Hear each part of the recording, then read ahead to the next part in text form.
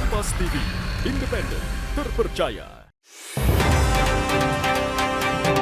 Dugaan kekerasan oleh oknum guru di Minahasa Selatan terhadap murid dilaporkan ke polisi. Antrean kendaraan solar terus berlanjut di Makassar. UMKM Gorontalo kenalkan Karawo di ajang fashion nasional.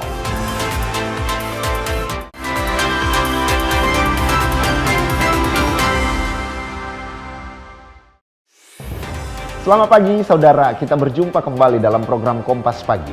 Selain 3 sorotan tadi, Anda juga bisa menikmati beragam informasi menarik dari sejumlah daerah di Indonesia Timur yang dihimpun tim redaksi Kompas TV. Bersama saya Davis Pinontoan, inilah Kompas Pagi selengkapnya, hanya di Kompas TV, independen, terpercaya.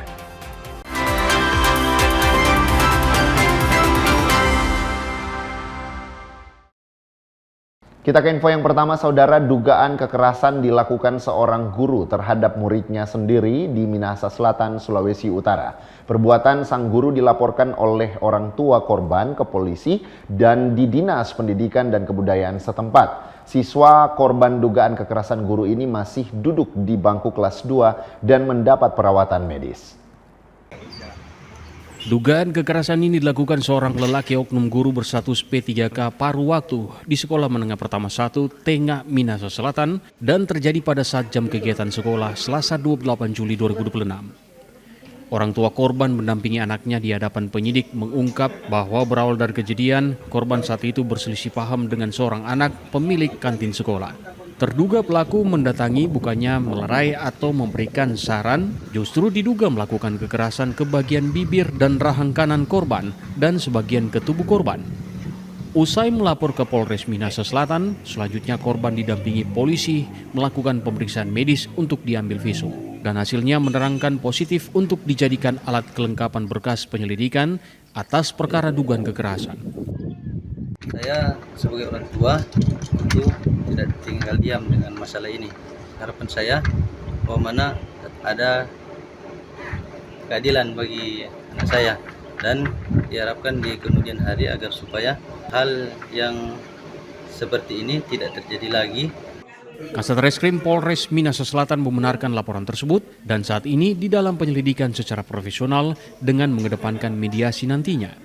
Laporan yang disampaikan kepada kami, Polres Minsel, terlebih di Satuan Reserse, kami akan melakukan penyelidikan dan akan membuat terang satu peristiwa. Karena memang ini baru dari pelapor informasi keterangan yang kami dapat. Tentunya upaya-upaya akan kami lakukan dengan profesional pada aturan yang ada. Kami tetap mengedepankan proses mediasi.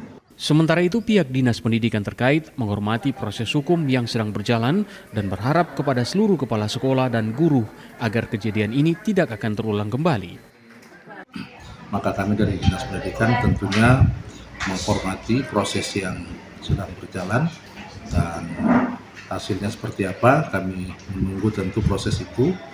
Dan dari Dinas Pendidikan dan Kebudayaan kami terus menghimbau kepada para guru dan tenaga kependidikan di sekolah baik SD maupun SMP untuk ketika mengajar atau mendidik ya kita hindari kekerasan. Masih banyak cara kita lakukan untuk mendidik anak-anak dengan pendekatan persuasif atau pendekatan kekeluargaan. Tim Liputan Kompas TV Minahasa Selatan, Sulawesi Utara. Kita ke berita lainnya, saudara. Perkelahian antar kelompok anak muda terjadi di Kabupaten Minahasa Selatan, Sulawesi Utara. Para pemuda yang bertikai ini berasal dari 2 kelurahan, yakni Kelurahan Ranomea dengan Kelurahan Bitung di Kecamatan Amurang Timur. Peristiwa tersebut mengakibatkan 1 orang pemuda lelaki usia 17 tahun, warga Kelurahan Ranomea, meninggal dunia. Peristiwa pertikaian antar pemuda ini terjadi tengah malam pada hari Kamis 30 Juli, tepatnya di perbatasan antara kedua kelurahan Bitung Ranomea tersebut. Pertikaian tak terhindarkan antara kelompok anak muda tersebut, sehingga korban bernama Ferry Repi usia 17 tahun yang ada di lokasi saat peristiwa berlangsung meninggal dunia. Diduga korban meninggal setelah mendapat tusukan senjata tajam. Kapolres Minahasa Selatan membenarkan peristiwa tersebut dan polisi sementara melakukan penyelidikan atas kematian seorang pemuda dan berusaha mendamaikan kedua belah pihak. Perkelahian kelompok anak muda ini tentunya kita sama-sama sesalkan sehingga menimbulkan korban jiwa. Tentu ini kita sangat sesalkan. Kami dari kepolisian hingga saat ini masih bekerja dengan maksimal, kita masih melengkapi keterangan-keterangan saksi dan kita sedang pendalaman kepada tersangka yang terlibat. Sementara itu di rumah duka korban nampak pula penjaga dan pengamanan oleh pihak aparat Polres Minahasa Selatan dan TNI bersama pemerintah daerah setempat. Dan saya mengimbau kepada seluruh masyarakat agar supaya tetap tenang dan kita menyerahkan dan percayakan kepada pihak kepolisian yang telah menangani kasus ini supaya proses ini boleh berjalan dengan lancar. Atas peristiwa yang terjadi, pihak pemerintah setempat dan pihak polisi meminta kepada seluruh masyarakat dan keluarga korban agar menahan diri dan tidak mudah terprovokasi dan diharapkan untuk menjaga Kamtipmas bersama. Tim Liputan Kompas TV Minahasa Selatan, Sulawesi Utara. Saudara, tim unit reaksi cepat Polda Sulawesi Utara berhasil menangkap seorang pria asal Makassar, Sulawesi Selatan yang diduga melakukan aksi penggelapan mobil di Desa Maumbi, Kabupaten Minahasa Utara. Pelaku ditangkap di rumahnya di perumahan Kawangkoan Baru pada Kamis malam pekan lalu. Pelaku berhasil ditangkap di rumah di perumahan Kawangkoan Baru, Kabupaten Minahasa Utara pada Kamis malam. Dari keterangan polisi, pelaku menggadaikan mobil tersebut karena membutuhkan uang untuk membayar biaya perawatan keluarganya di rumah sakit.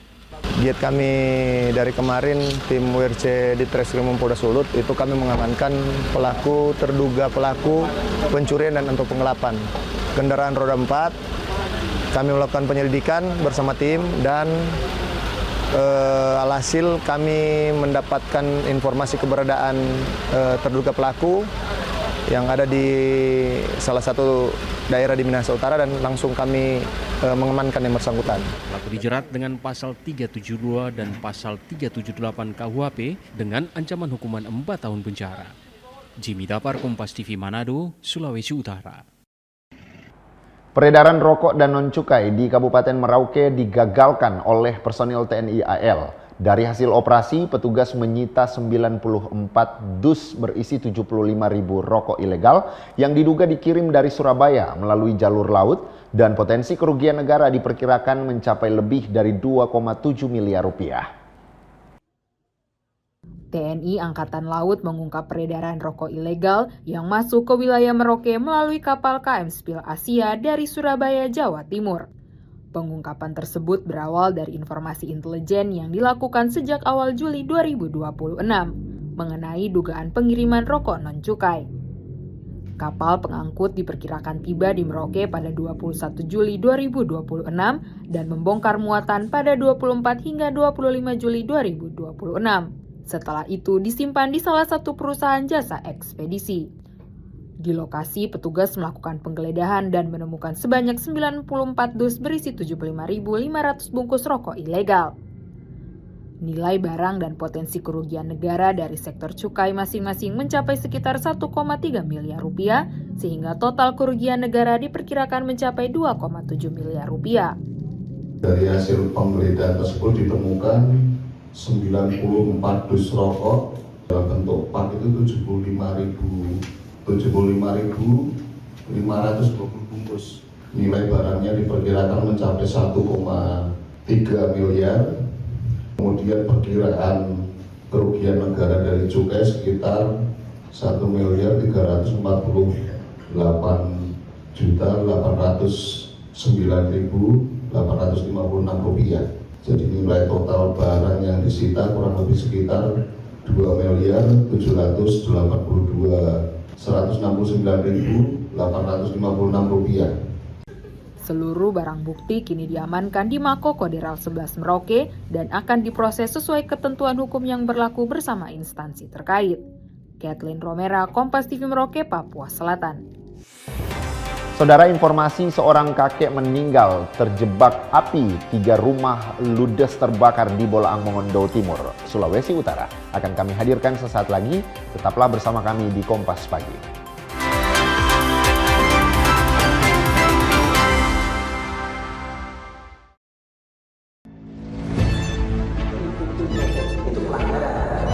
Zamannya sekarang perilaku korupsi ada di BUMN kita. Jangan lompat ke kesimpulan tanpa menjelaskan dirinya. Saya anak buahnya Prabowo. Gaji tidak naik kan? Hanya 5.000 orang. Bahwa hal tersebut tidak boleh. Bola Liar setiap Jumat pukul 8:30 malam live di Kompas TV. Ketahui berita dan informasi seputar kekhasan, gagasan, tantangan, serta inovasi di 38 provinsi dan 514 kabupaten kota di seluruh tanah air yang terajut menjadi inspirasi bagi bangsa. Berbagai informasi aktual dan menarik dari berbagai daerah di tanah air dalam Jurnal Nusantara. Ikuti Jurnal Nusantara setiap hari pukul 6:30 pagi, live di Kompas TV.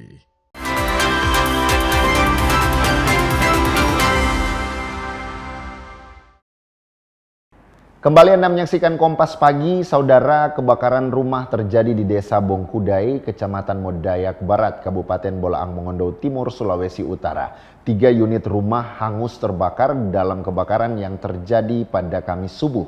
Seorang kakek berusia 70 tahun dilaporkan meninggal dunia setelah tidak sempat menyelamatkan diri dari kobaran api.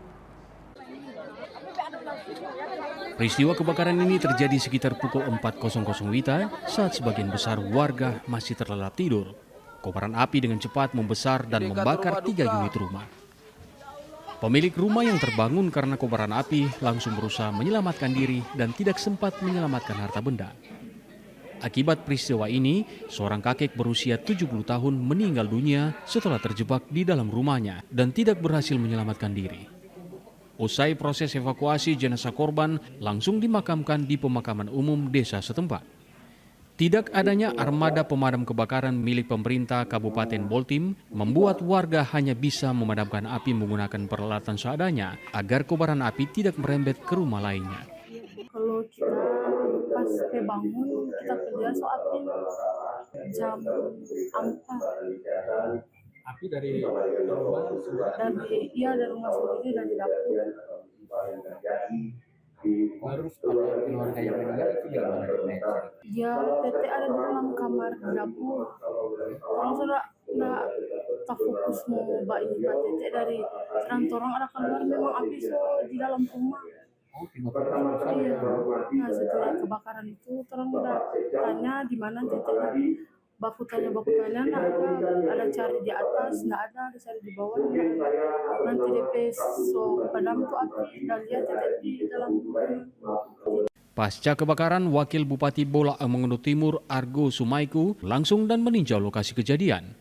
Selain melihat kondisi rumah yang terbakar, Wakil Bupati juga mengunjungi keluarga korban yang meninggal dunia sebagai wujud bela sungkawa. Argo juga bilang tidak beroperasinya mobil pemadam kebakaran dalam peristiwa tersebut dikarenakan armada pemadam kebakaran sedang dalam perbaikan. Namun pemerintah kabupaten berjanji akan memberikan bantuan kepada para korban. Sangat prihatin dengan kejadian seperti ini dan sangat menyesal akan hal ini terjadi. Ya, ini kami berharap langkah-langkah kami ke depan, kami akan melakukan evaluasi terhadap damkar yang kami sudah siapkan, yang memang sampai saat ini ada satu masih diperbaiki, itu damkar yang besar diperbaiki di Manado, sampai sekarang ini belum selesai. Ada 3 yang sementara, yang kecil itu rencananya akan didistribusi kecamatan-kecamatan, tetapi setelah dicek masih juga ada yang rusak-rusak, masih banyak juga yang bocor-bocor. Warga berharap pemerintah daerah segera menyiapkan armada pemadam kebakaran yang siap siaga di setiap kecamatan, sehingga penanganan kebakaran dapat dilakukan cepat dan resiko jatuhnya korban jiwa dapat diminimalisir. Hingga kini penyebab kebakaran masih dalam penyelidikan dan kerugian material diperkirakan ratusan juta rupiah. Rahman Rahim, Kompas TV, Bolaang Mongondo Timur, Sulawesi Utara. Kita ke informasi selanjutnya. Kebakaran kembali terjadi di Kota Makassar, Sulawesi Selatan. Kali ini puluhan rumah warga yang ludes dilalap si jago merah. Harta benda warga pun tak tersisa. Kesedihan menyelimuti mereka yang jadi korban kebakaran. 31 Juli 2026, keheningan malam warga di Jalan Sultan Abdullah II, Kecamatan Talo, Makassar, Sulawesi Selatan seketika berubah. Dini hari yang tenang berganti dengan kepanikan. Kegelapan malam berubah, cahaya merah dari nyala api membumbung tinggi. Warga pun berjibaku menyelamatkan diri. Harta benda coba diselamatkan meski dengan segala upaya. Kobaran api terus membesar dan melahap tanpa sisa. Puluhan rumah warga dalam hitungan jam ludes. Upaya pemadam dilakukan. Warga dan petugas pun berjibaku. 30 unit armada pemadam kebakaran dikerahkan ke lokasi. Akses jalan yang sempit membuat proses pemadaman berlangsung lama. Total ada 50 rumah warga yang ludes dilalap si jago merah. Sebagian besar korban tak bisa menyelamatkan harta benda mereka saat kejadian. Tiba-tiba membesar itu, Pak. Iya. Ya. Terus ini di rumah habis semua, Pak? Habis, tidak ada yang keluar. Ya, pada saat kejadian ada di rumah atau bagaimana, Pak? Sementara tidur. Oh, sementara tidur. Iya, sementara tidur. Ya. Berarti langsung menyelamatkan Iya, diri, menyelamatkan diri semua. Iya. Itu pun sarung saya pakai saja. Cuma sarung. Ya. Dinas Sosial Kota Makassar lakukan asesmen untuk memastikan jumlah jiwa yang terdampak kebakaran. Bantuan pun coba disalurkan demi meringankan beban korban kebakaran. Melakukan asesmen, memastikan terkait masalah jumlah jiwa yang terdampak dari kejadian kebakaran ini. Kenapa kami harus memastikan? Karena melihat jumlah berpotensi untuk kami melaksanakan pelayanan dapur umum lapangan, DU. Nah, untuk sementara ini kami masih mengumpulkan data-data, tapi langkah pasti yang akan kita laksanakan adalah mendirikan dapur umum. Kami juga sedang berkoordinasi dengan pemerintah setempat, termasuk dengan Badan Penanggulangan Bencana Daerah. Infonya BPBD akan membangunkan tenda untuk penyintas, dan kami pun akan melaksanakan prosedur pelayanan dapur umum. Musibah kebakaran tak bisa diprediksi. Sebagai upaya, warga diminta meningkatkan kewaspadaan dan menghindari pemicu kebakaran. Arif Tirtana, Kompas TV, Makassar. Saudara, sebuah gudang toko di Kota Gorontalo terbakar pada Jumat sore pekan lalu. 6 armada pemadam kebakaran diterjunkan untuk mencegah api merembet ke pemukiman warga di sekitar lokasi. Kebakaran melanda sebuah gudang toko di Kota Gorontalo pada Jumat sore. Api dengan cepat menghanguskan hampir seluruh isi gudang yang berisi berbagai barang tidak terpakai, termasuk kain dan rak penyimpanan. Petugas pemadam kebakaran mengerahkan 6 armada mengantisipasi penyebaran api ke kawasan pemukiman. Tidak ada korban jiwa dalam kebakaran ini, namun kerugian ditaksir mencapai puluhan juta rupiah. Pemadam juga bilang, gudang tersebut tidak memiliki instalasi listrik dan penyebab kebakaran masih dalam penyelidikan. Ini tadi sekitar jam 15 sekian, 15 lewat. Saya sudah tidak perhatikan jam. Belum dipastikan karena apa kebakaran? Belum dipastikan, Pak, karena bangunan ini menurut informasi yang kami terima tidak ada instalasi listrik.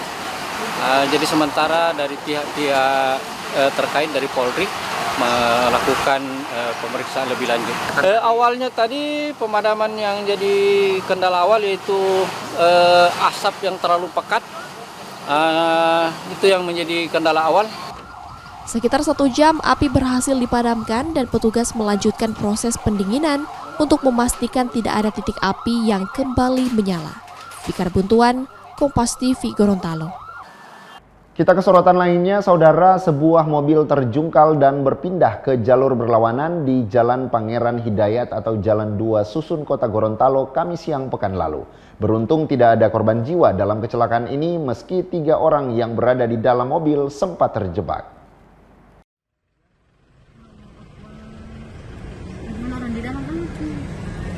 Kecelakaan tunggal terjadi di Jalan Pangeran Hidayat atau Jalan 2 Susun Kota Gorontalo pada Kamis siang.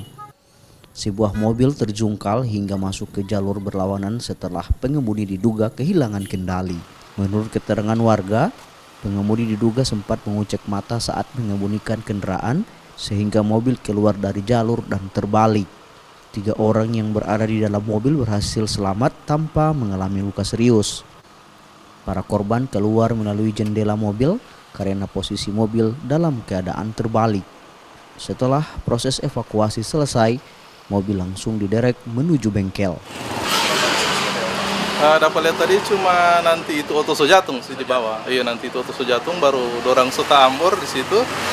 Baru ada 3 sana, no? Cuma dapat lihat itu yang korban itu sementara keluar dari Oto. Berapa korban menyelamatkan diri dari dalam mobil itu keluar ke mana? Keluar ke jendela.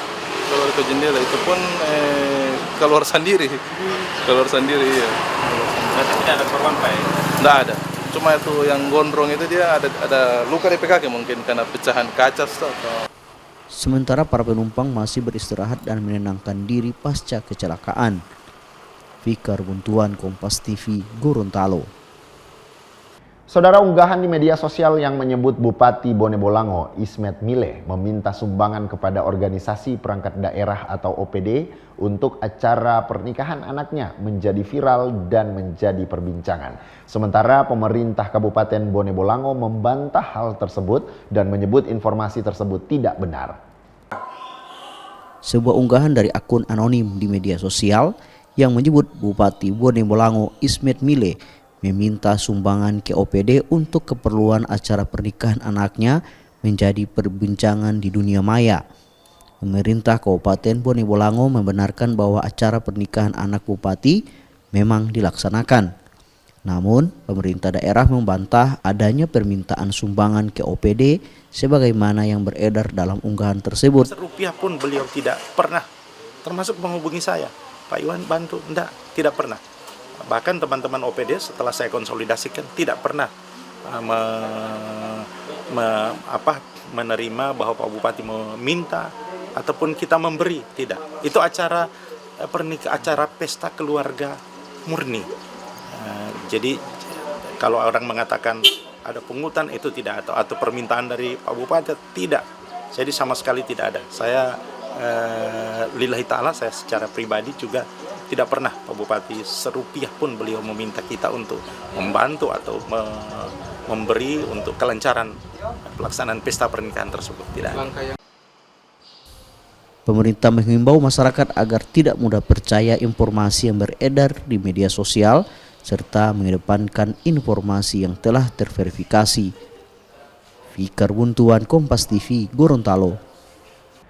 Satpol PP Kabupaten Merauke didampingi aparat kepolisian membuka palang di kawasan Dinas Kesehatan Kabupaten Merauke pada Jumat pagi 31 Juli 2026.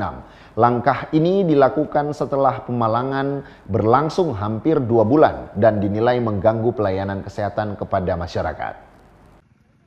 Setelah hampir 2 bulan, Dinas Kesehatan Kabupaten Merauke dan Puskesmas Rimba Jaya dipalang akibat sengketa lahan, akhirnya dibuka oleh Satpol PP Kabupaten Merauke pada Jumat pagi sekitar pukul 9:30 waktu Indonesia Timur.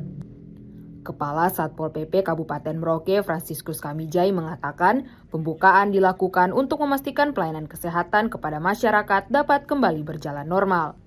Menurutnya, pemalangan berdampak pada aktivitas pelayanan hingga distribusi obat ke beberapa puskesmas mengalami hambatan.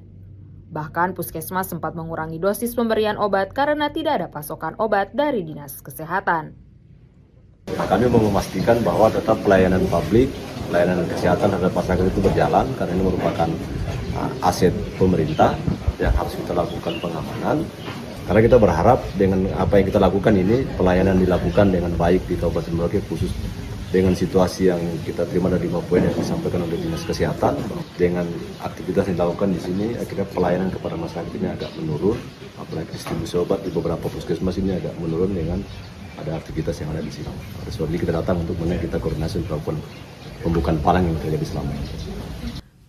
Sementara itu, ahli waris pemilik tanah mengaku menerima pembongkaran palang yang dilakukan pemerintah dan akan melakukan langkah-langkah hukum lebih lanjut.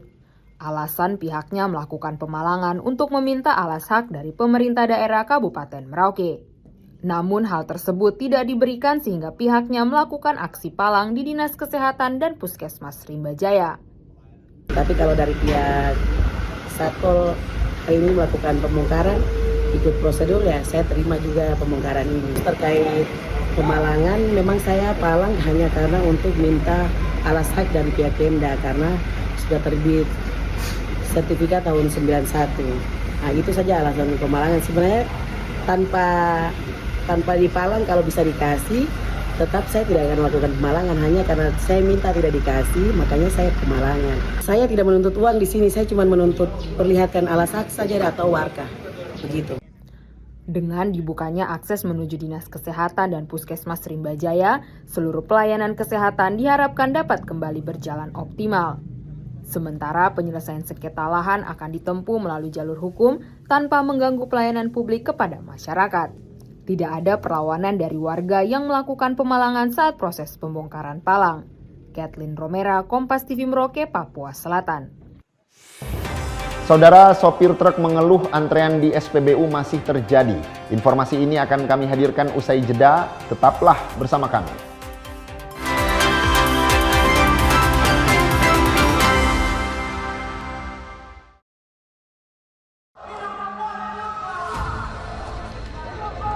Sebuah penelusuran jurnalis Gambarkan situasi di depan dari Polda Metro Jaya tidak hanya di bagian dalam, kemudian akan disampaikan polisi lepaskan. Tampaknya suasana sudah tidak kondusif. investigasi untuk mencari bukti. Tapi yang harus dibuktikan adalah lokasinya. Anda berani menilai kemudian hak angket ini akan berujung pada pemakzulan. Dipo Investigasi setiap Senin pukul 8:30 malam di Kompas TV. Awali hari dengan sejumlah informasi terpilih. Seorang pengendara ojek online terluka parah. Usai motor yang melintasi jalan berlubang di Jakarta, longsor membuat 6 titik di Jalan Trans Papua putus total. Menjadi referensi menjalani aktivitas di pagi hari. Di Singapura menyebut sopir penabrak sudah ditetapkan sebagai tersangka. Dan duka cita mendalam atas meninggalnya siswa sekolah kejuruan yang mengalami kecelakaan. Kompas Pagi, setiap hari pukul 4:30 pagi, live di Kompas TV.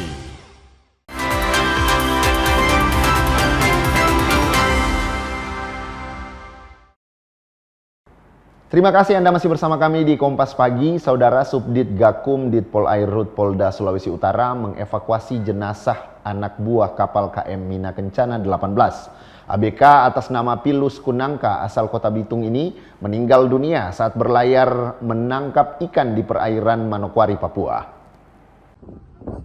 Jenazah ABK Pilus Kunangka tiba di Kota Bitung menggunakan KM Mitra Bahari 09 setelah sebelumnya dilaporkan meninggal dunia saat berada di atas KM Mina Kencana 18 yang sedang melakukan aktivitas penangkapan ikan di perairan Manokwari, Laut Pasifik, Provinsi Papua Barat.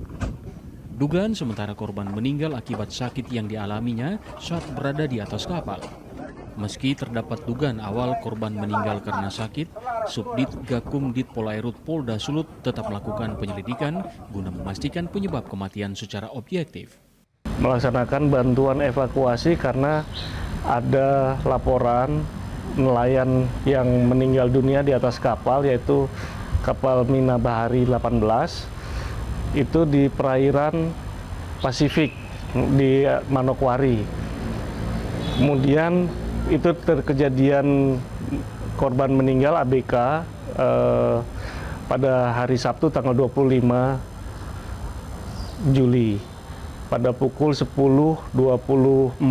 Kemudian dibawa menggunakan kapal lain yang kembali ke Bitung, dititipkan jenazah tersebut.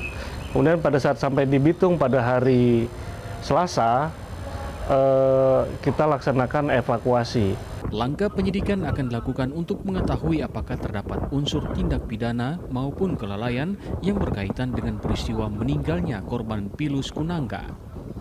Jimmy Dapar, Kompas TV Manado, Sulawesi Utara. Masih dari Manado, antrean panjang kendaraan hingga saat ini masih terjadi hampir di semua SPBU di kota Manado. Salah satunya di SPBU Winangun Manado yang antreannya mengular. Inilah suasana antrian kendaraan di sejumlah SPBU di kota Manado. Antrian panjang kendaraan jenis truk dan mobil pribadi terlihat mengular di dua SPBU, yaitu SPBU Ring Road dan SPBU Winangun Manado. Antrian panjang ini terjadi akibat dampak naiknya harga BBM non-subsidi jenis Dexlite, sehingga banyak masyarakat pemilik kendaraan pribadi beralih ke BBM subsidi jenis solar. Alfred, salah satu sopir, bilang dirinya sudah mengantri sejak pukul 6 pagi. Setelah mengantri selama 5 jam, barulah kendaraannya bisa mengisi BBM. Bahkan ada supir truk yang harus meninggalkan kendaraannya semalam agar bisa mengisi BBM esok harinya dengan cepat. Mereka juga mengeluh karena akibat antrian ini, pekerjaan mereka terganggu. Agak sulit sih. Sulit. Soalnya pekerjaan atau terganggu. Terganggu. Oke Pak, dalam satu hari biasanya berapa kali Pak antri sebelum ada antrian BBM? Kalau antar. Maksudnya antri minyak, bantar barang 3 kali maksimal. 3 kali. Sekarang bagaimana? Sekarang kalanya kurang 1 hari, satu kali antara. Karena tersita dengan waktu tuh. Kita dari setengah 6 pagi. Kalau harapan orang kasih stabil tuh minyak supaya nyanyi antri begini. Sementara itu, Doli selaku manajer SPBU Winangun mengatakan, kendaraan yang mengisi BBM harus disertai dengan barcode dari Pertamina. Jika tidak ada atau beda barcode dengan kendaraan, maka pihaknya tidak akan melayani kendaraan tersebut untuk mengisi BBM. Hal itu dilakukan agar penyaluran BBM bisa tepat sasaran. Ya, seperti biasanya kalau ada stok solar, banyak yang datang mengantri. Saya kira juga di SPBU lain yang ada solar juga mengalami hal yang sama. Ada antrian yang karena mungkin harga solar yang masih murah, harga subsidi kan masih murah. Jadi artinya mereka mau membeli solar ya. Tentunya siapa yang nggak mau kalau harga murah. Yang membuat antrian juga sedikit panjang, apalagi yang dari harga DEX itu juga punya perbedaan yang agak lumayan. Jadi karena harga DEX naik sehingga antrian solar terjadi. Ada nasabah, ada konsumen DEX yang akhirnya beralih ke biosolar. Para supir berharap agar pemerintah bisa mencari solusi sehingga antrian BBM khususnya jenis solar ini tidak berlarut-larut. Jimmy Dapar, Kompas TV Manado, Sulawesi Utara. Sementara di Makassar, antrian panjang kendaraan demi dapatkan solar di Makassar, Sulawesi Selatan terus berlanjut. Sopir mengaku harus mengantre berjam-jam bahkan hingga malam hari hanya demi mendapatkan solar. Antrean kendaraan untuk mengisi BBM jenis solar di Makassar, Sulawesi Selatan masih berlanjut. Antrean terjadi di SPBU Jalan Tentara Pelajar, Kecamatan Wajo, Kota Makassar. Supir terpaksa antre berjam-jam, bahkan hingga malam hari. Mereka tak punya pilihan, lantaran kendaraan mereka tak bisa beroperasi jika tak mendapatkan BBM. Ya, bagaimana memang solar di Makassar ini? Yes, setengah mati nih Pak, karena mengantri sampai 1 hari 1 malam biasa ngantri. Oh biasa antri ke 1 hari 1 malam? Iya, berdapat. Ini kita angkat barang apa ini Om? Ekspedisi Pak. Antrean solar ini terus berulang. Pengendara harus menghabiskan waktu hanya demi mendapatkan BBM bersubsidi ini. Dampaknya, distribusi logistik terhambat dan juga kerap memicu kemacetan. Rama Pratama, Kompas TV, Makassar, Sulawesi Selatan. Sementara Saudara Pertamina Regional Sulawesi angkat suara perihal antrean kendaraan solar yang kerap terjadi di SPBU. Pertamina bilang tingginya permintaan solar jadi pemicu utama. Untuk mengantisipasi antrean kendaraan, Pertamina Regional Sulawesi akan meningkatkan penyaluran biosolar sebesar 10 hingga 15% dibandingkan distribusi harian normal. Selain itu, operasional full terminal dimulai lebih awal agar proses pemuatan mobil tangki dan distribusi ke SPBU berjalan lebih cepat. Pertamina juga menempatkan marshal di sejumlah SPBU untuk membantu mengurai antrean dan menjaga kelancaran pelayanan kepada masyarakat. Pertamina bersama seluruh stakeholder terus berupaya memastikan penyaluran BBM bersubsidi agar tepat sasaran, sehingga benar-benar dapat dimanfaatkan oleh masyarakat yang berhak dan membutuhkan untuk menunjang aktivitas mereka sehari-hari. Kami juga menghimbau kepada masyarakat agar menggunakan BBM secara bijak, sesuai dengan kebutuhan dan tidak melakukan pembelian secara berlebih, serta mematuhi ketentuan yang berlaku.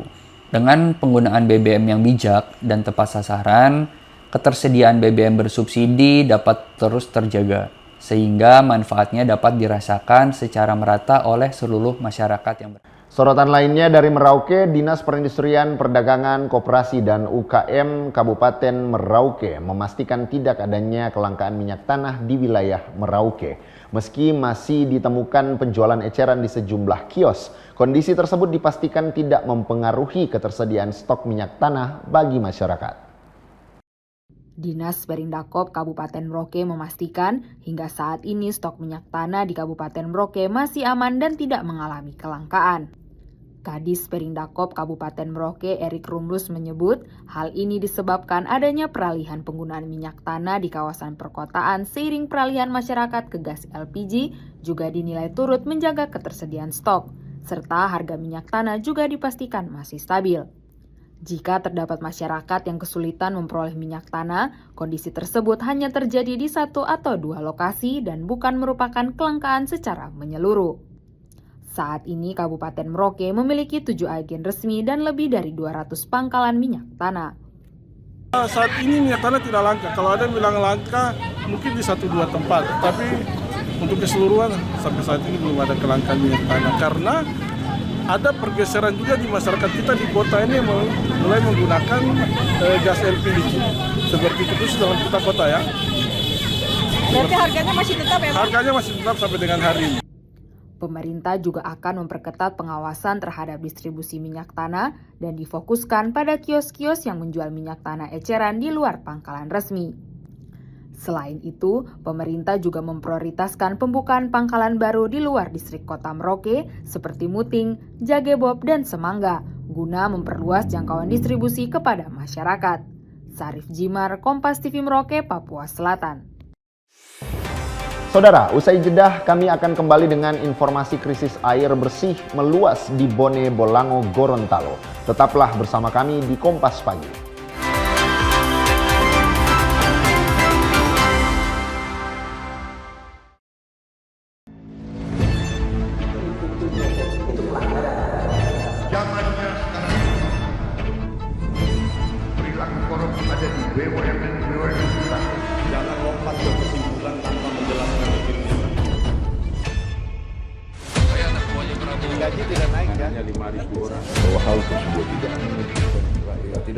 Bola Liar setiap Jumat pukul 8:30 malam live di Kompas TV.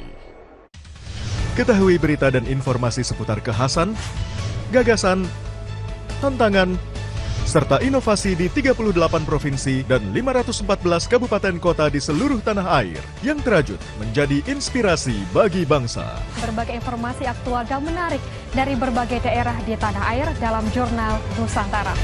Ikuti Jurnal Nusantara setiap hari pukul 6:30 pagi live di Kompas TV.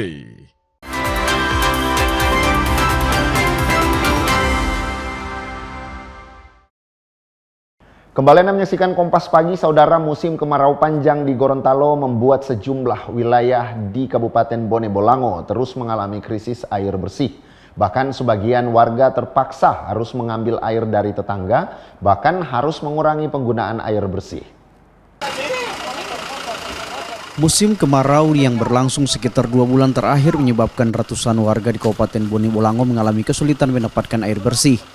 Badan Penanggulangan Bencana Daerah atau BPBD mencatat 6 kecamatan dan belasan desa terdampak kekeringan akibat menurunnya ketersediaan air. Warga mengaku dalam beberapa waktu terakhir harus menghemat penggunaan air karena pasokan semakin terbatas.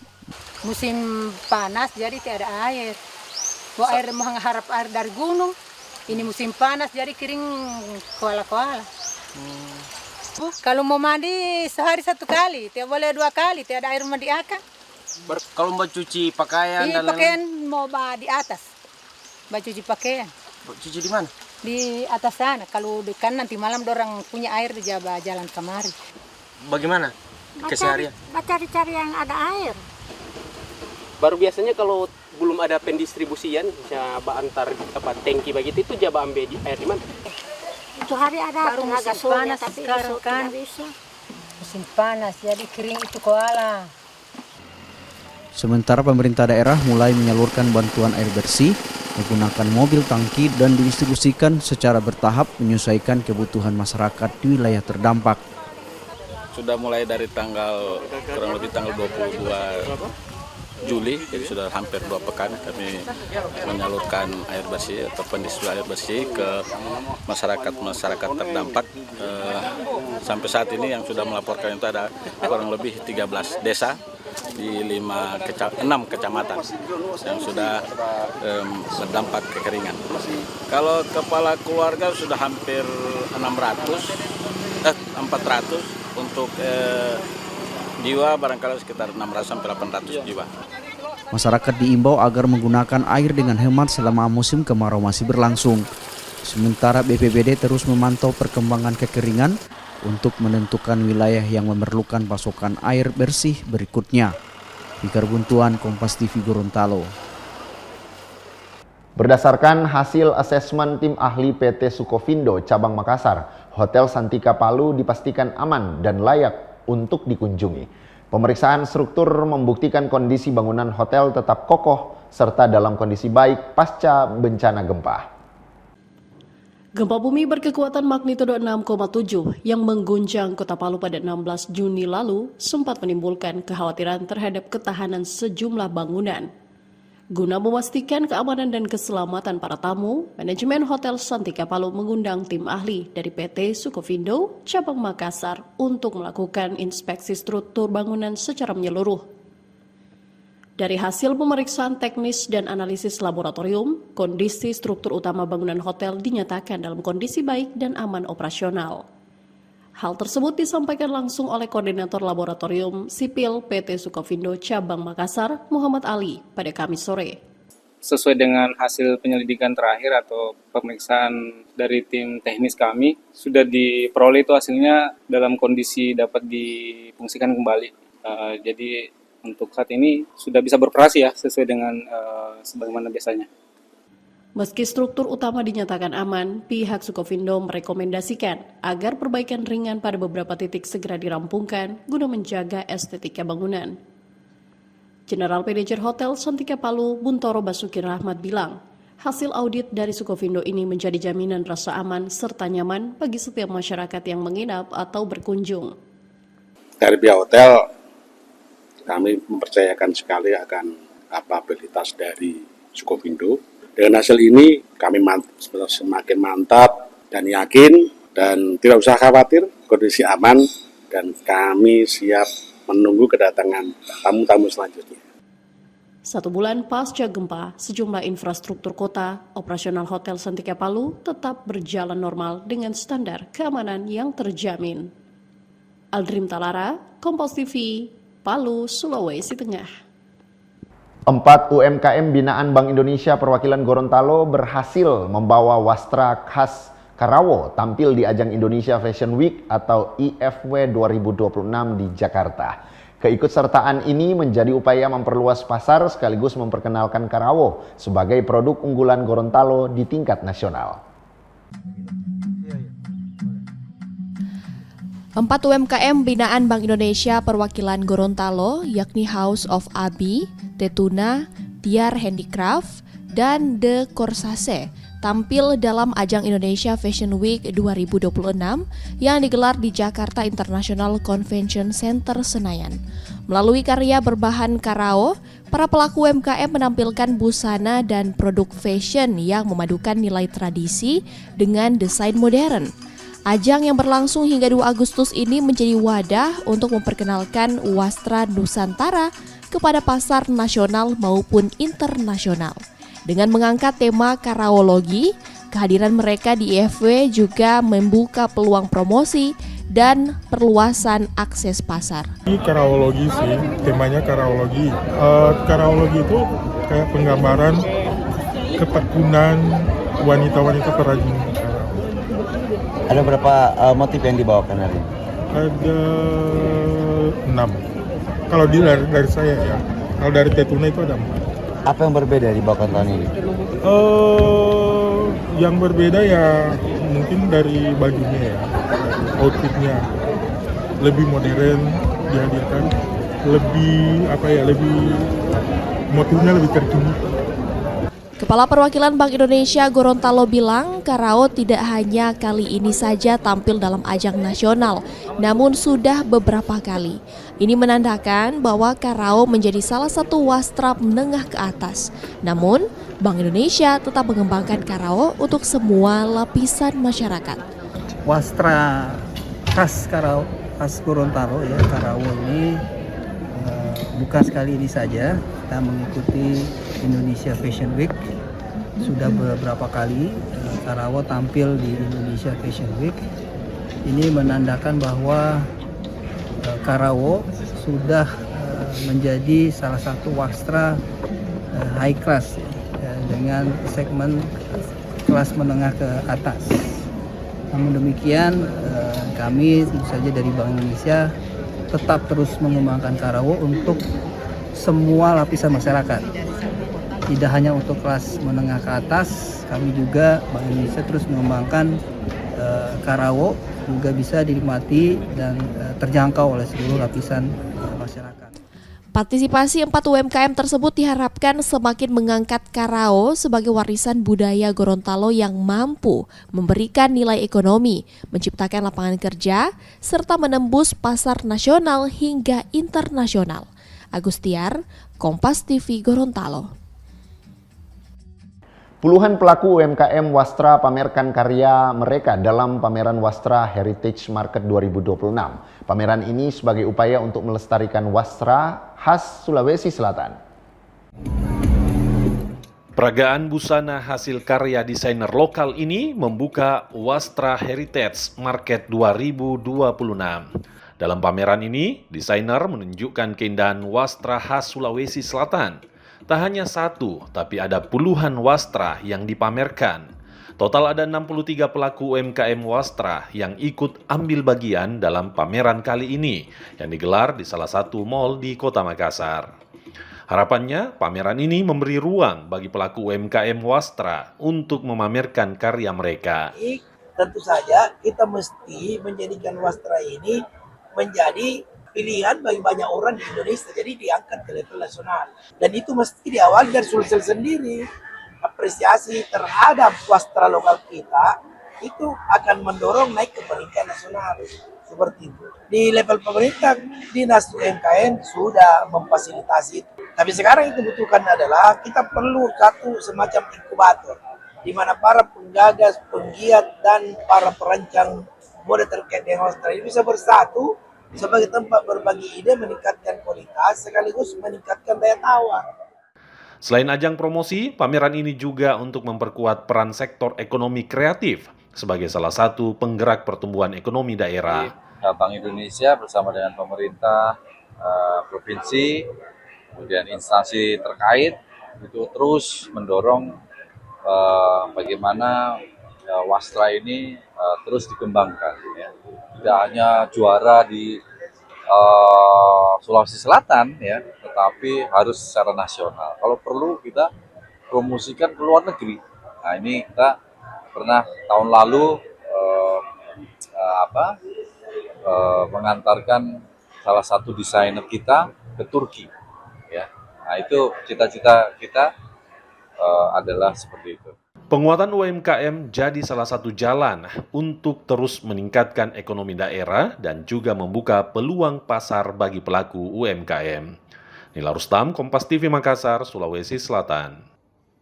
Saudara, menjaga warisan budaya kini tak lagi hanya melalui buku sejarah atau upacara adat. Di Ambon, Maluku, para pelaku UMKM menghadirkan kain etnik dalam balutan fashion modern yang menarik minat berbagai kalangan.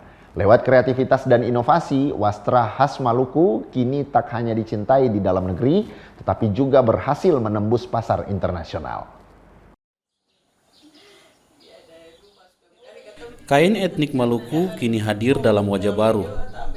Para perajin dan desainer mengolah wastra tradisional menjadi beragam produk fashion modern tanpa menghilangkan nilai budaya yang melekat di dalamnya. Berangkat dari keprihatinannya terhadap menurunnya minat generasi muda pada budaya lokal, akademisi asal Ambon, Fransina Latumahina, mendirikan UMKM fashion berbasis kain etnik Maluku.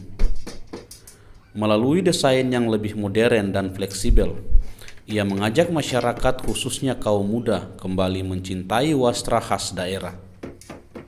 Melalui merek Azael Collection, Fransina mengembangkan kain etnik menjadi berbagai produk siap pakai. Mulai dari tas, syal, hingga pakaian yang sesuai dengan gaya hidup masa kini. Selain tampil modis, produk-produk ini juga ditawarkan dengan harga yang terjangkau. Upaya melakukan inovasi tersebut membuahkan hasil. Produk Azael Collection tak hanya dipasarkan di Maluku dan berbagai daerah di Indonesia, tetapi juga berhasil menembus pasar luar negeri seperti Belanda, Jepang, dan Amerika Serikat. Keberhasilan ini menunjukkan bahwa kain etnik Maluku memiliki daya saing sekaligus menjadi media untuk memperkenalkan kekayaan budaya Indonesia ke dunia. Jadi memang saya lebih mengkampanyekan budaya Maluku lewat produk-produk fashion yang saya buat. Usaha ini sudah berdiri sejak tahun 2021 dan sampai hari ini saya sudah mempekerjakan sekitar 10 orang. Dan sampai sejauh ini produk-produk yang saya hasilkan itu kurang lebih ada 21 jenis ya. Misalnya ada tas untuk perempuan, ada syal, ada kalung, ada anting, ada handbag, dan belakangan ini saya lebih cenderung untuk membuat pakaian ya, karena saya lihat pangsa pasar di Kota Ambon terkait dengan busana etnik begitu. Batik Maluku khususnya dari tenun itu sangat mendapat perhatian penuh di masyarakat. Sudah 2 tahun kami melakukan pameran ya, mengikuti international trade di Darwin ya, karena memang kita tahu bersama bahwa Ambon dan Darwin itu adalah sister city, dan kami berhasil dikurasi produk-produk saya, Azael Collection berhasil dikurasi, dan saya mengikuti pameran di sana selama 2 tahun berturut-turut. Keberhasilan mengangkat kain etnik menjadi produk fashion modern membuktikan bahwa pelestarian budaya dapat berjalan beriringan dengan inovasi dan peluang ekonomi. Lewat tangan-tangan kreatif pelaku UMKM, wastra khas Maluku ini tak hanya menjadi kebanggaan daerah, tetapi juga mampu bersaing di pasar global. Yahya Lating, Kompas TV, Ambon, Maluku. Kami segera kembali dengan informasi Pemkot Ambon bantu nelayan tingkatkan hasil tangkapan. Jangan kemana-mana, tetap bersama Kompas Pagi.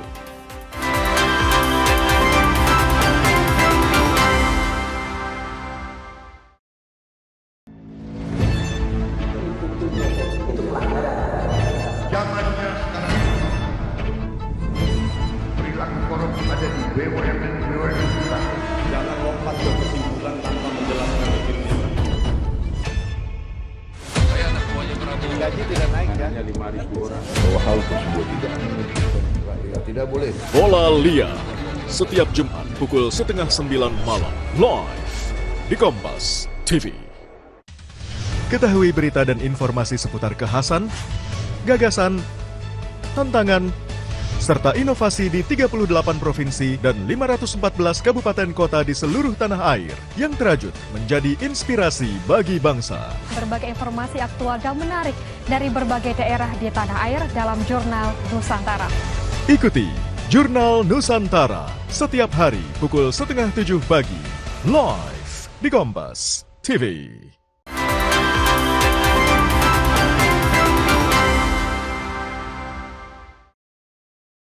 Terima kasih Anda masih bersama kami di Kompas Pagi. Saudara, memasuki bulan Agustus, suasana peringatan Hari Kemerdekaan Indonesia mulai terasa di berbagai sudut kota Manado. Para pedagang musiman bendera merah putih dan aneka ornamen bertemakan kemerdekaan kembali hadir. Salah satunya di kawasan Pasar 45 Kota Manado yang dikenal sebagai salah satu pusat perdagangan tertua di Kota Manado. Beragam ukuran bendera merah putih mulai dari ukuran kecil hingga besar terlihat terpajang di lapak-lapak pedagang.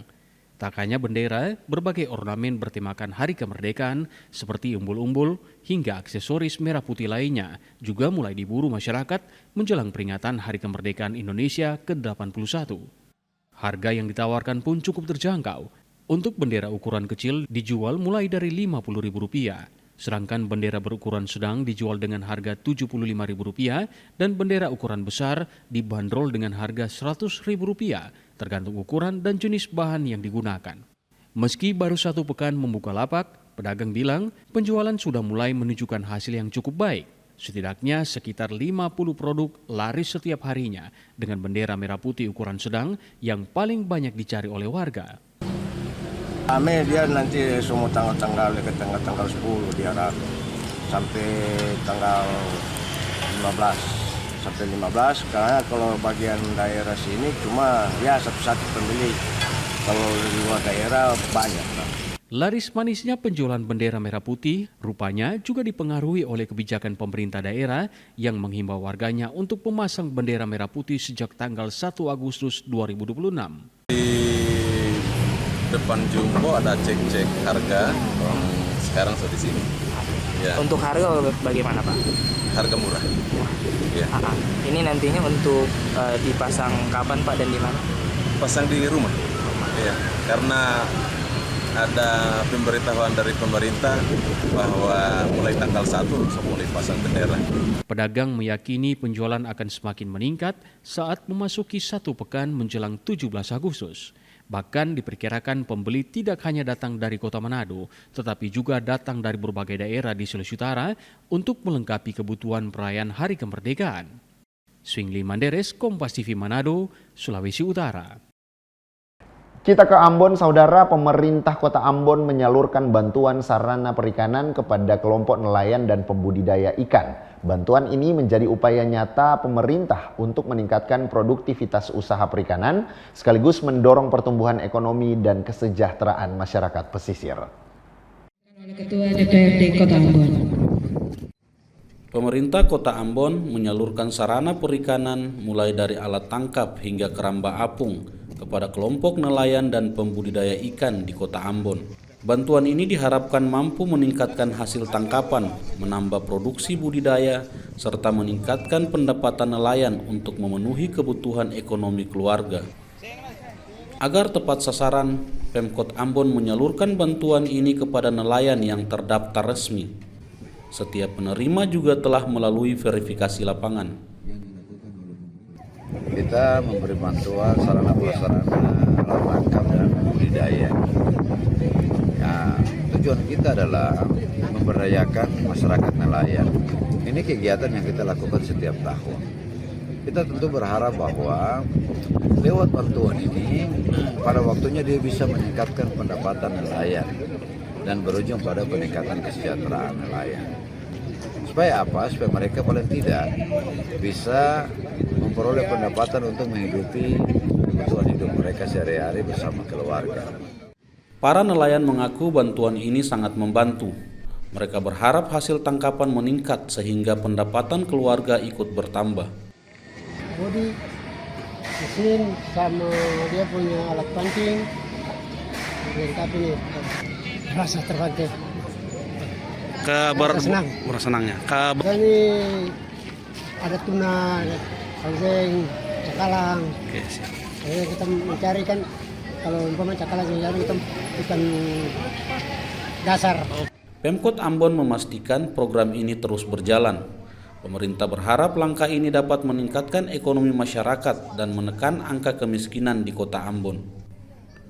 Yahya Lating, Kompas TV, Ambon, Maluku. Kita beralih ke informasi olahraga. Saudara, Timnas Indonesia kembali meraih kemenangan di lanjutan Piala AFF melawan Timor Leste. Anak asuh John Hertman menang telak 3-0. Di babak pertama, skuad Garuda nampak kesulitan membongkar pertahanan Timor Leste. Beberapa peluang emas yang didapat Raihan Hanan dan Mitchell Baker tak mampu menjebol gawang Timor Leste. Kendati Timor Leste harus bermain dengan 10 pemain, namun pertahanan mereka masih kokoh. Skor sama kuat 0-0 di babak pertama. Informasi olahraga tadi menutup perjumpaan kita dalam program Kompas Pagi. Saya, Davis Pinantoan, bersama kru yang bertugas mengucapkan terima kasih atas kebersamaan Anda. Tetap saksikan rangkaian program berita di Kompas TV. Independen, terpercaya.